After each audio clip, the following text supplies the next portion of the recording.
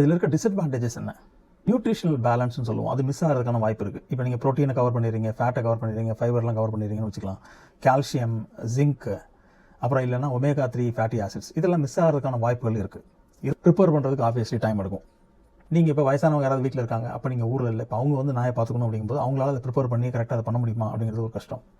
அடுத்தது நீங்கள் வேறு யாராவது ஃப்ரெண்டு வீட்டில் நாயை விட்டுட்டு போகிறீங்க, ஒரு 2 வாரம் 3 வாரம் விட்டுட்டு வெளியூர் எங்கேயாவது போகிறீங்க அப்படின்னா அவங்ககிட்ட வந்து இதே மாதிரி ப்ரிப்பேர் பண்ணி ரெகுலராக கொடுக்க சொல்ல முடியுமா? அதுவும் ஒரு சேலஞ்சிங்கான விஷயம். ஸோ கன்வீனியன்ஸ் வந்து ஒரு ப்ராப்ளம். இன்னொரு முக்கியமான விஷயம், south Indian food, mostly Indian food வந்து கார்ப்ஸ் அதிகமாக இருக்கும். நீங்கள் அதை ரைஸ் சாப்பிட்டாலும் சரி, இட்லி தோசை சாப்பிட்டாலும் சரி, சப்பாத்தி சாப்பிட்டாலும் சரி, பரோட்டா பூரி என்ன சாப்பிட்டாலும் சரி, இது எல்லாத்துலேயுமே கார்போஹைட்ரேட் அதிகமாக இருக்கும். அதனால் கார்போஹைட்ரேட் மட்டும் அதிகமாக டாமினேட் பண்ண ஒரு ஃபுட் இருந்துச்சுன்னா டாக்கு அதுக்கு வந்து ஒபிசிட்டி, அதிகமாக வெயிட் போடுறது, சில டாக்ஸுக்கு டயபெட்டிஸும் வரும்.